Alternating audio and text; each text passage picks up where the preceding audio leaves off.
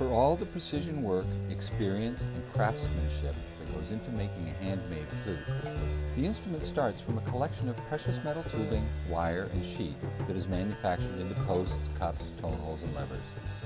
From there, I solder and hand assemble the flute. This brief flute making overview demonstrates some of the meticulous work involved. The body starts from a thin wall silver tube about 3/4 of an inch in diameter that all the tone hole rings are soldered onto. The placement of these rings is critical for both the tuning and the mechanism of the flute.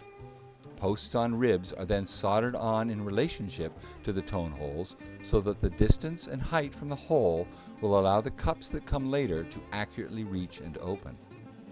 Unlike manufactured ribs that have holes drilled in and machine posts fit, I take a strip of dome wire and strike it with a special hammer that imprints a wood bark surface on the rib wire. Then I solder a post that is cast from a twig or hammered to look like one. Once the posts are lined up with the rings, they are fitted with steel rods that the flute keys will rock on. The rods run inside tubing that is soldered to the cup and arms.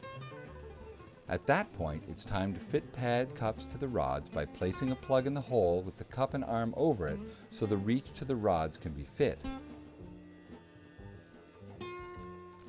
Again, I diverge completely from traditional flute making by taking a tapered piece of silver wire instead of a casting and bend it a couple of times to fit the cup.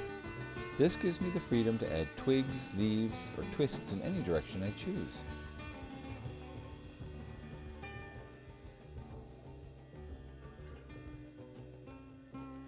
After that, all the other arms and levers will get fit, soldered, and strung along the body of the flute. Looking at this early version of the Lunn design, you can easily see the differences between this and a traditional cast and machined flute. The keys of the flute run interdependently on the steel rods, which means that each steel is responsible for more than one action. This requires some keys to be drilled and pinned to the rod, while others run free.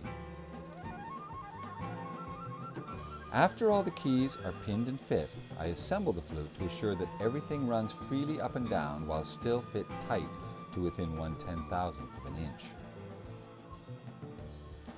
Polishing the flute using grease and rouge compounds on a fast spinning muslin wheel removes all the remaining sandpaper marks and any scratches from the tube and keys before it gets padded. Padding, which is described in detail in a different video clip, is the process of putting skin-covered felt discs into the cups and making sure they seal the tone hole lightly and securely.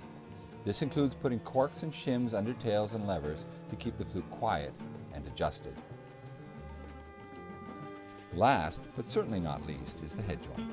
The basic components of the head joint are the lip plate and riser, cork and crown assembly, and the tube. A length of body tubing is drawn into a taper over a mandrel, and the lip riser are soldered onto it in a position that will tune the whole flute to an appropriate A note, usually A 440, 442, or 444.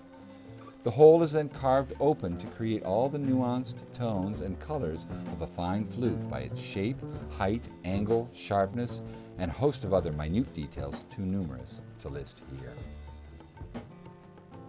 I began making flutes in 1975 as a flute-playing teenager in need of a job.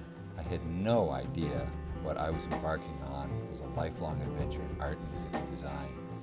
30-some years later, here I am starting a new chapter. Even though I've come so far, I have no idea where it's going to take me next.